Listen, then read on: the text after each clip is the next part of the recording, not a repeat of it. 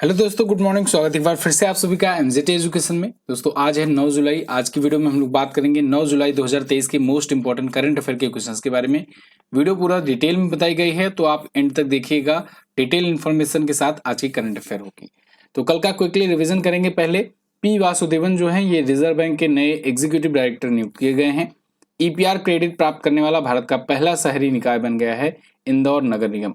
और FIH hockey pro league 2022-23 का खिताब एक बार फिर से नीदरलैंड ने जीत लिया है।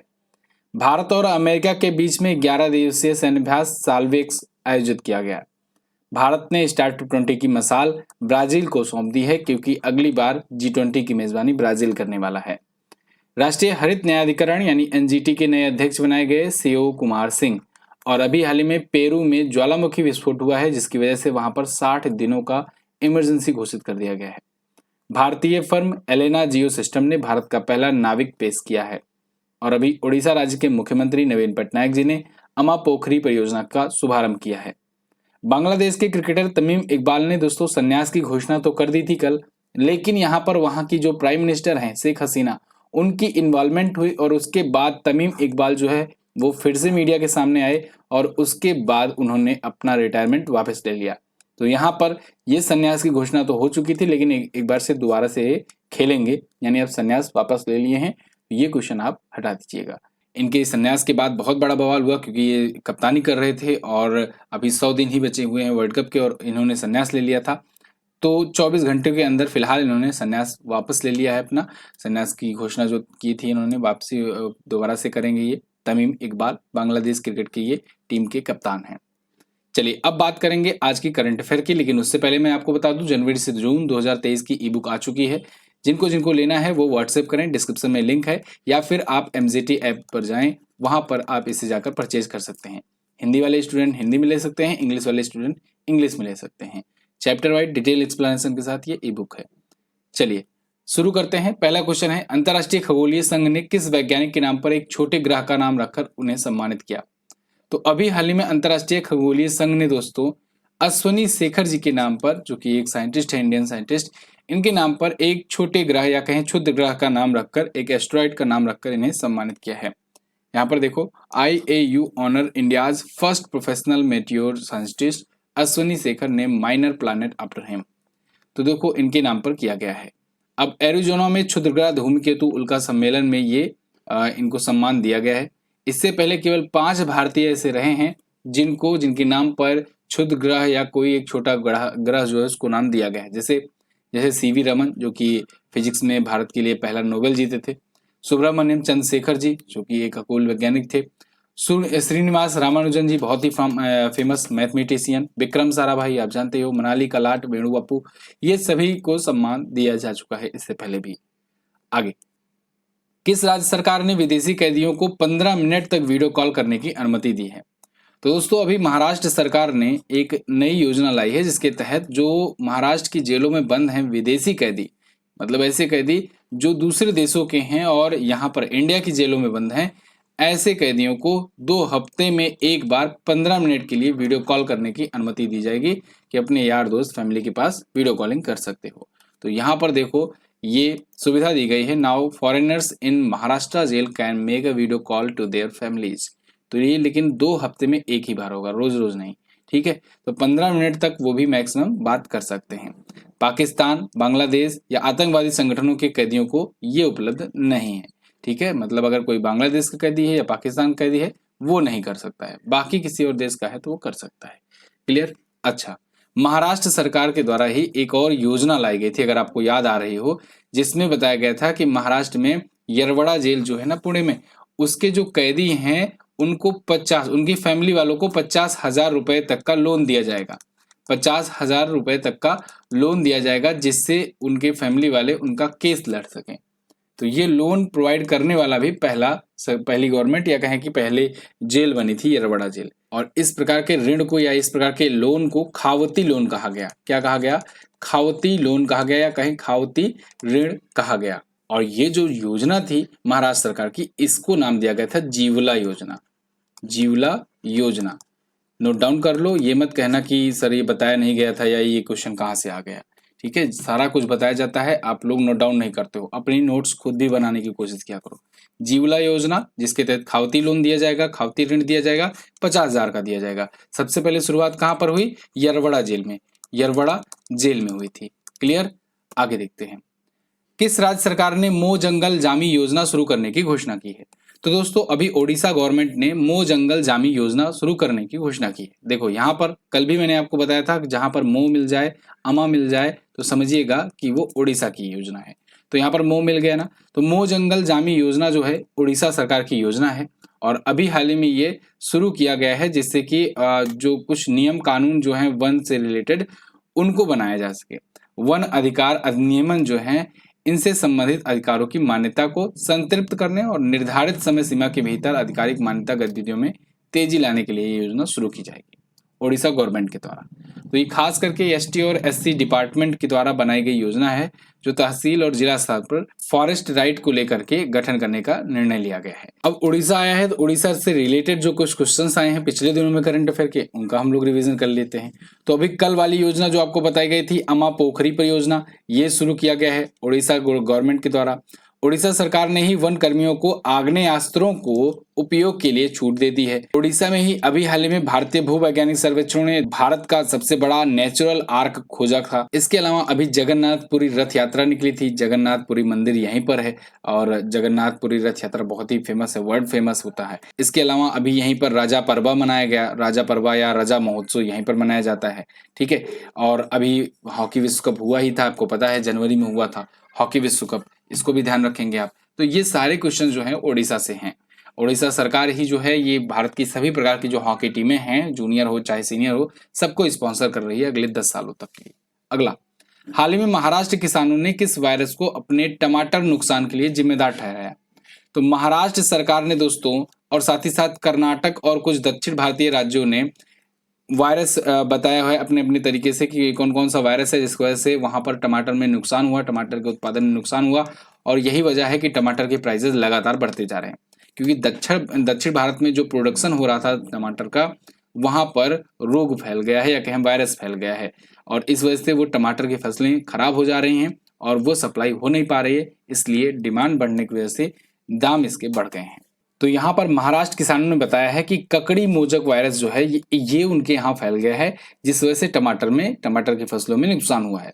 और वहीं कर्नाटक और बाकी जो राज्य हैं दक्षिण भारतीय, वो बता रहे हैं उनके यहाँ टोमेटो मोजक वायरस जो है वो फैल गया है।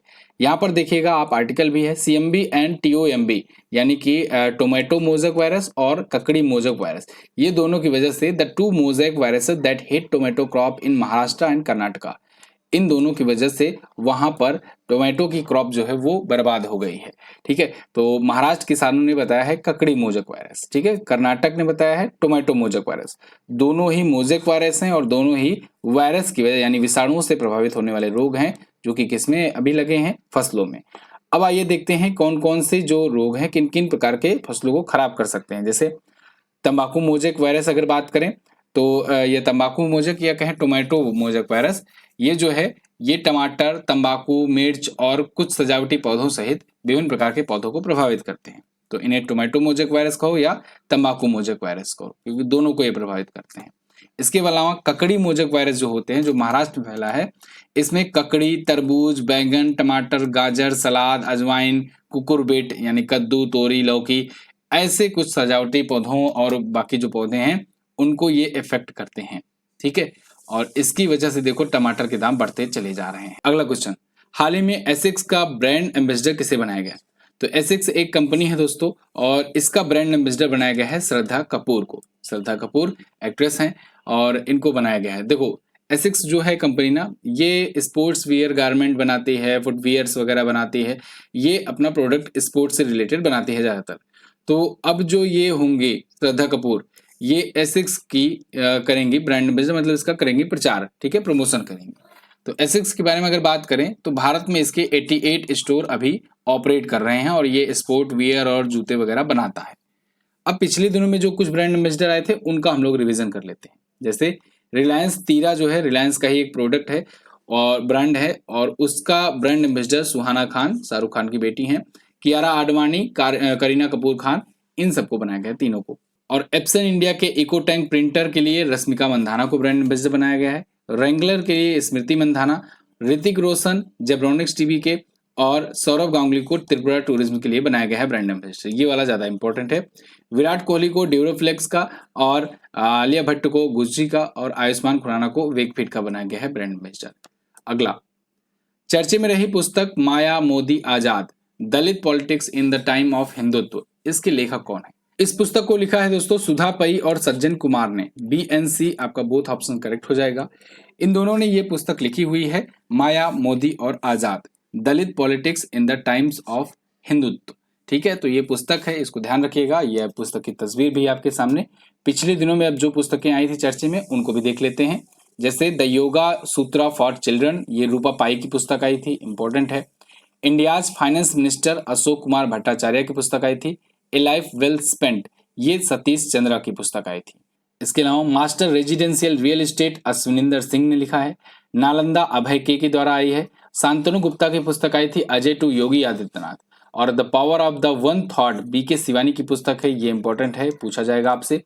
इसके अलावा रिंग साइड डॉक्टर विजय दर्डा की और NTR ए पॉलिटिकल बायोग्राफी रामचंद्र मूर्ति कोंडू भाटला की पुस्तक। गट्स एंड अमित ब्लडबाथ, ये आदित्य भूषण की पुस्तक है। अगला, हाल ही में रूस के रोसनेफ्ट के निदेशक मंडल में शामिल होने वाले पहले भारतीय कौन बने? तो दोस्तों वो बन गए हैं GK सतीश। GK सतीश ये भारत में IOCL में काम कर चुके हैं, इंडियन ऑयल कॉर्पोरेशन लिमिटेड में काम कर चुके हैं, उसके निदेशक थे और अभी देखो रोसनेफ्ट के निदेशक मंडल में शामिल हो गए हैं। रोसनेफ्ट एक रशियन ऑयल कंपनी है और इसके बोर्ड ऑफ डायरेक्टर्स में ये शामिल होने वाले पहले भारतीय बन गए हैं। यहाँ पर देखिए GK Satish 5 fact on the first Indian appointed by the Russian oil giant Rosneft on it's board. तो रोसनेफ्ट ने इनको शामिल किया है। ओके, 2021 तक ये IOCL के निदेशक के रूप में काम कर रहे थे कारोबार विकास में और अभी वहां से रिटायरमेंट लिए और उसके बाद अभी इनको रोसनेफ्ट में नियुक्त किया गया है। क्लियर? अगला, अच्छा, खाकी बैच जिनको जिनको ज्वाइन करना है ज्वाइन कर लें। साथ ही साथ दिल्ली पुलिस के लिए बहुत सारे लोग कमेंट कर रहे हैं दिल्ली पुलिस के बैच के लिए। तो दिल्ली पुलिस का बैच जो है बिहार पुलिस के साथ बिहार पुलिस और MP पुलिस बैच, ये तीनों के लिए दोस्तों एक साथ आएगा और एक ही बैच होगा, उसी में तीनों को पढ़ाया जाएगा अच्छे तरीके से। बिहार स्पेशल भी आपको उसमें GK दिया जाएगा, मध्य प्रदेश स्पेशल अलग से दिया जाएगा, ठीक है, और दिल्ली पुलिस का भी दिया जाएगा। तो ये बैच जो है ये 15 जुलाई से अनाउंस होगा, मतलब 15 जुलाई से एडमिशन चालू होगा। तो आप अगर इसको लेना चाहते हैं तो आप थोड़े दिन वेट कीजिए, थोड़े दिन इंतजार कीजिए और आपके लिए ये बैच लाया जाएगा जल्दी, ठीक है ना। दिल्ली पुलिस, बिहार पुलिस और MP पुलिस वाले के लिए। और खाकी बैच जो है UP पुलिस के लिए, जो कि सबसे बड़ी इतिहास की अभी तक वैकेंसी रही है, इसको अगर आप ज्वाइन करना चाहते हैं तो अभी ये बैच में एडमिशन चालू है, आप जाकर के ज्वाइन कर सकते हैं। क्लासेज स्टार्ट हो चुकी हैं, डेमो भी दे दी गई है। डेमो क्लास जिनको लेना है वो जाकर डेमो भी ले सकते हैं। अगला देखते हैं, भारत की महिला कंपाउंड तीरंदाजों ने विश्व युवा चैंपियनशिप के किस कैटेगरी में गोल्ड मेडल जीता है? तो दोस्तों अभी हाल ही में भारतीय महिला कंपाउंड तीरंदाजों ने विश्व युवा चैंपियनशिप में गोल्ड मेडल जीते हैं 2। एक और मेडल आया है गोल्ड, लेकिन वो पुरुष के द्वारा जीता गया है। फिलहाल अंडर 18 और अंडर 21 की कैटेगरी में इन्होंने जीता हुआ है गोल्ड। ठीक है, चलिए मैं दिखाता हूँ पूरा आपको लिस्ट। यहाँ पर देखो आर्टिकल है, India compound women archers win under 18 under 21 gold medals in the world youth championship. ये हो कहाँ पर रहा है वर्ल्ड यूथ चैंपियनशिप? तो ये हो रहा है आयरलैंड में, आयरलैंड के लिमरिक में हो रहा है। ठीक है, तो अभी तक देखो यहाँ पर भारतीय अगर मेडल्स की बात करें तो 3 तो गोल्ड आ चुके हैं, एक ब्रॉन्ज भी आ चुका है, जिसमें प्रियांश ने जीता हुआ है कंपाउंड मेंस इंडिविजुअल में और अवनीत कौर और प्रियांश की जोड़ी ने कंपाउंड मिक्स्ड टीम में जीता है। अवनीत कौर, परिणीति कौर और प्रगति की जोड़ी ने कंपाउंड विमेंस टीम के लिए जीता है। और वहीं पार्थ सालुखे और रिद्धि के द्वारा रिकर्व मिक्स टीम में ब्रॉन्ज मेडल जीता गया है। क्लियर है ना? बिल्कुल। चलो आगे बढ़ते हैं। हाल ही में हुई घोषणा के अनुसार इलाहाबाद विश्वविद्यालय किस विदेशी भाषा में PhD कराएगा? तो दोस्तों इलाहाबाद यूनिवर्सिटी जो है ये PhD कराने जा रहा है, अनाउंस किया है कि अब 3 विदेशी भाषाओं में भी PhD कर सकेंगे, फ्रेंच, रशियन, जर्मन। ये 3 लैंग्वेज में अगर आप PhD करना चाहते हैं तो इलाहाबाद यूनिवर्सिटी आपको मौका देती है। तो यहाँ पर देखिए AU start to PhD in 3 foreign languages. तो UGC जो है, यूनिवर्सिटी ग्रांट कमीशन जो है, इसके द्वारा PhD की देख रेख जो है की जाएगी और इलाहाबाद यूनिवर्सिटी इन PhD को कराएगा इन 3 लैंग्वेजेस में। ओके, विश्वविद्यालय अनुदान आयोग की बात करें तो इसकी स्थापना 1956 में हुई थी। हेडक्वार्टर नई दिल्ली में है। इसके अध्यक्ष बहुत पूछे जाते हैं, एम जगदीश कुमार जी हैं। इससे पहले ये जेएनयू के थे। किसके थे? जेएनयू के थे। और शांति श्री धूलीपुरी पंडित जो हैं, शांति श्री धूलीपुरी पंडित जो हैं अभी वर्तमान में वहां पर हैं।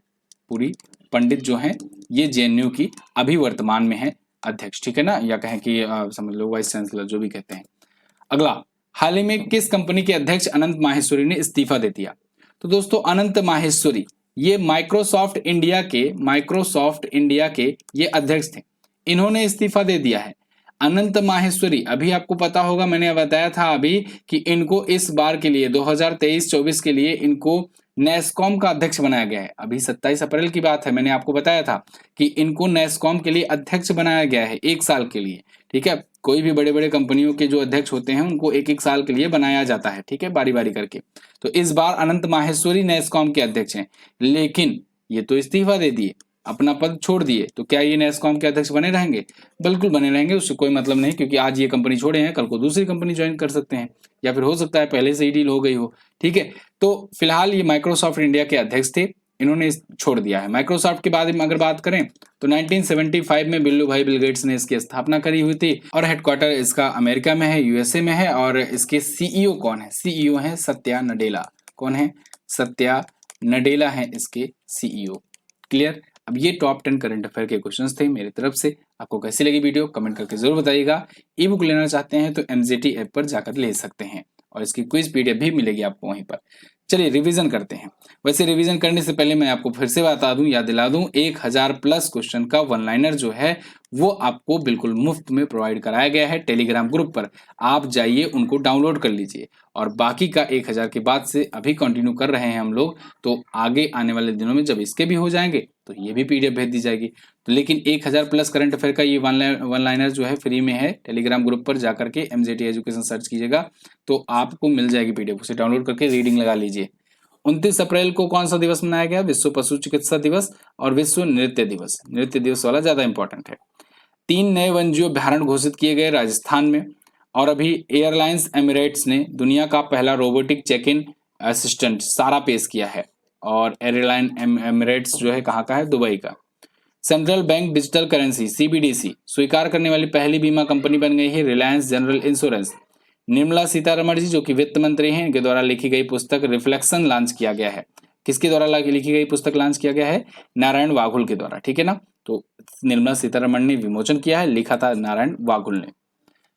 PM मोदी ने अभी हाल ही में दादरा नगर हवेली और दमन दीव में नमो medical education and research institute का उद्घाटन किया है। अर्जुन वाजपेयी जो है माउंट अन्नपूर्णा 1 पर चढ़ने वाली पहली भारतीय व्यक्ति बन गए हैं। और IIT बॉम्बे की सोनिया टीम ने 16 डेकाथलॉन बिल्ड चैलेंज में दूसरा स्थान हासिल किया है दुनिया में। और WHO के द्वारा भविष्यवाणी की गई महामारियों की बेहतर तैयारी के लिए प्रेत पहल शुरू किया गया है। भूत प्रेत वाला नहीं, PRET वाला। तो WHO ने वर्ल्ड हेल्थ ऑर्गेनाइजेशन। और अभी नारायण तातू राणे केंद्रीय MSME मंत्री हैं, इनके द्वारा 9000 करोड़ की संशोधित CGTMSE योजना शुरू की गई है। अंतर्राष्ट्रीय जैज दिवस 30 अप्रैल को मनाया गया। सिंथन स्नो फेस्टिवल जो है जम्मू कश्मीर में आयोजित किया जाता है। यूनियन बजट 2023-24 मैंग्रोव संरक्षण के लिए मिस्ती योजना शुरू की गई है। और अभी किस मेट्रो ने चेन्नई रेल मेट्रो ने ग्रीन वर्ल्ड अवार्ड जीता है, ये भी क्वेश्चन पूछा भी गया था। Green world award Chennai metro railway ने जीता। सोमनाथ संस्कृत विश्वविद्यालय द्वारा प्रकाशित सौराष्ट्र तमिल संगम प्रशस्ति पुस्तिका का विमोचन किया है PM मोदी ने। इसके अलावा नरेंद्र सिंह तोमर जो हैं, इन्होंने दिल्ली में मिलेट्स एक्सपीरियंस सेंटर लॉन्च किया है। और मिलेट्स का इस बार अंतर्राष्ट्रीय वर्ष भी घोषित किया गया है 2023 का, ठीक है, मोटे अनाज का। विश्व विकास रिपोर्ट के अनुसार विदेशों में काम करने वाले भारतीयों की आय में 120% की वृद्धि देखने को मिली है। सेवानिवृत्त भारतीय नौसेना अधिकारी कमांडर अभिलाषा टॉमी ने प्रतिष्ठित गोल्डन ग्लोब रेस में दूसरा स्थान हासिल किया। LIC के नए अध्यक्ष बन गए हैं सिद्धार्थ मोहंती, इनका नाम आप याद रखेंगे, MR कुमार की जगह आए हैं। बैडमिंटन एशिया चैंपियनशिप में पुरुष युगल का खिताब जीत लिया है सात्विक साईराज और चिराग शेट्टी ने। ये 1080 क्वेश्चन हो गए आपके। वीडियो अगर पसंद आती हो तो प्लीज इसे लाइक किया करें और शेयर भी कर दिया करें। यहाँ पर कल मैंने पूछा था आपसे कि जेमेक्स का पहला संस्करण कब हुआ था, तो 2012 में हुआ था। मनुष्य में जूनोटिक रोग किसके द्वारा फैलते हैं? जानवरों द्वारा अगर कोई रोग मनुष्य में फैल रहा है तो उन्हें कहेंगे जूनोटिक रोग, ठीक है। और लुई पास्चर ने टीका बनाया था इसके लिए। अब आगे आज आपको बताना है एक क्वेश्चन कि पेरू की राजधानी क्या है। पेरू देश है, इसकी राजधानी क्या है। इंदौर कौनसीवीं बार भारत का सबसे स्वच्छ शहर बना है। दोनों क्वेश्चन बहुत ही आसान हैं, इनके बारे में आप आंसर कर सकते हो और डिटेल में कोशिश करना लिखने का। चलिए बहुत बहुत धन्यवाद यहाँ तक वीडियो देखने के लिए। अगर आप हमारे कोर्सेज वगैरह लेना चाहते हैं तो आप ले सकते हैं। जीएस बैच है, फाउंडेशन बैच है, इनको ज्वाइन कर सकते हो। और भी हमारे बहुत सारी चीजें हैं जिनको आप MJT ऐप पर प्राप्त कर सकते हो। बहुत बहुत धन्यवाद, मिलेंगे अगली वीडियो में, तब तक के लिए नमस्कार, जय हिंद, वंदे मातरम।